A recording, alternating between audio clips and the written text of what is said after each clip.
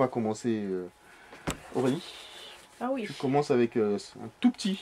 Je sais pas si on commence par le meilleur, mais... On commence par celui-là. Un tout petit bouquin qui fait 57 pages, qui est de Barli Loubota. Dis-nous ce qu'il y a dedans. C'est ça. Donc je vais vous parler de l'énudité de Barli Loubota. Alors, comme Joss le disait, en fait, c'est, moi j'aurais dit un ensemble de petites nouvelles. Il y en a 3, mais vraiment très distinctes. La première, lui, la deuxième, Nécropole, la troisième, Les Racines du Ciel. Alors, en fait, sur ce thème-là, enfin, sur ce bouquin, on parle plutôt d'une histoire, alors d'amour ou pas, parce qu'on n'a vraiment pas de détails qui se dérouleraient en Mésopotamie. Et alors, moi, je suis complètement déroutée à la lecture de ce petit ouvrage, parce que 57 pages, mais intense. Donc, j'ai pas très bien compris, parce que je m'attendais éventuellement à voir une histoire d'amour, il se passe quelque chose. Non, on nous dit juste qu'il a été privé de sa bien-aimée, puis il lui est arrivé plutôt des événements assez heureux, plutôt, dans la nouvelle vie qu'il a décidé de mener. Il se place beaucoup de choses, mais au final... il retrouve jamais sa bien-aimée en fait. Hein. Donc 57 pages, oui, d'accord, je veux bien. Mais elle est où? Elle est partie où? Il lui est arrivé quoi? Toi, il se passe quoi? Pourquoi tu la recherches pas? Enfin, j'ose dire quelque chose. En fait, j'aimerais défendre ce livre-là Oui, parce que lance-toi. Barli Loubota, déjà sur la façon d'écrire, ce qu'il a essayé de faire, c'est de se mettre dans un langage, on dirait, d'époque, hein, avec un phrasé très, vous savez, très Ancien Testament. Hein.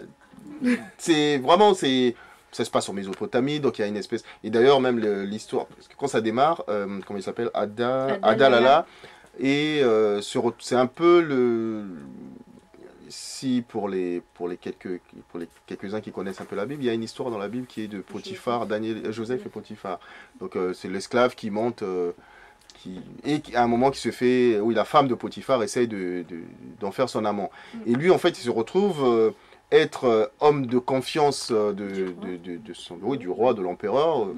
Et il y a la femme de cet empereur qui est amoureuse. Mais lui, il est là parce que manifestement, on a enlevé sa femme qui est prisonnière, mais c'est pas très clair en fait au début. Et puis après, le problème, c'est qu'à un moment, ça part dans tous les sens. Il se retrouve au centre de plein de changements politiques, des rois ou des pharaons qui tombent, des manigances, des coups d'État. Donc il se retrouve un peu au centre de plein de choses. Des changements très importants dans le royaume. Il se retrouve à être à un moment le maître il tient les clés de la ville, donc il fait bâtir, c'est un bâtisseur aussi, il fait bâtir des monuments importants.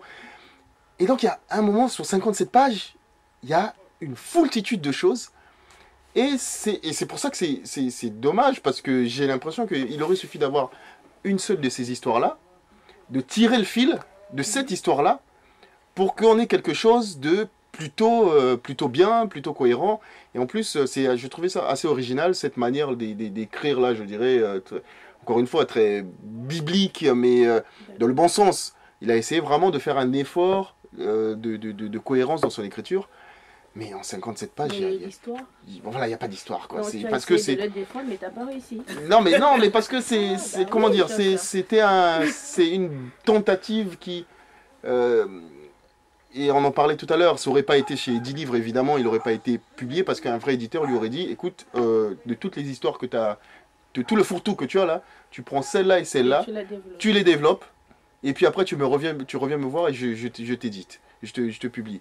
Et là, effectivement, ça part dans tous les sens. Mais je trouve qu'il ne faudrait pas l'enterrer totalement parce que, bon, déjà, ça prend que 57 pages. Pas, mais enfin, moi, je t'ai dit 57 pages intenses. J'ai pas su où j'allais, déjà d'où je venais. On est perdu parce qu'on c'est un peu sans tête ni queue.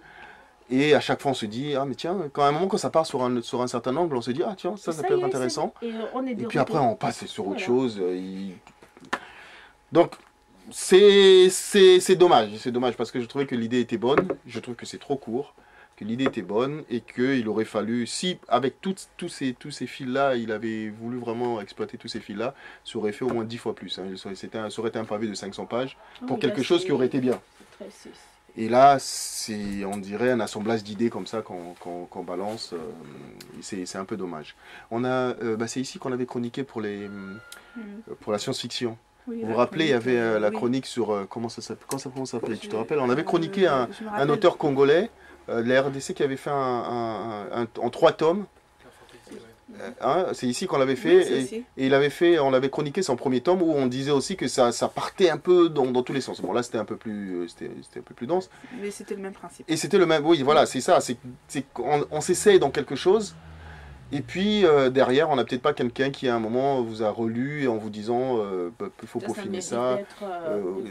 Exactement. Et là, c'est un peu dommage. Donc moi, je dirais c'est que 57 pages. Mais accrochez-vous, hein, moi je dirais accrochez-vous. Allez-y, hein, ça vous enlèvera pas beaucoup de temps de votre vie. C'est que 57 pages, ça vaut la peine de découvrir quelqu'un qui a essayé qui a eu une bonne idée, qui n'est pas allé au bout de l'idée, mais qui a eu une bonne idée. Moi je dis... Donc ton verdict? Allez-y quand même. Voilà, je l'enterrerai pas parce que voilà, je pense qu'il y avait de l'idée et je l'enterrerai pas. Donc, chez vous, ça, moi je crois que je préfère ne pas me prononcer totalement. Si vous avez 1 heure, prenez 1 heure. Ah oui, c'est sûr. Et lisez-le. Hein, même si elle a... Non, lisez, il faut toujours lire, de toute façon, ce n'est que mon avis. Lisez et peut-être justement venez nous dire le contraire, mais moi personnellement, j'ai pas accroché, mais oui, lisez-le, mais vrai que je ne vais pas le conseiller à 200%, mais lisez-le. Voilà, on aura un autre débat sur Egdi aussi dans le côté un peu qui part un peu dans tous les sens. Mais voilà, donc le premier, on va dire, très mitigé pour le premier livre du soir.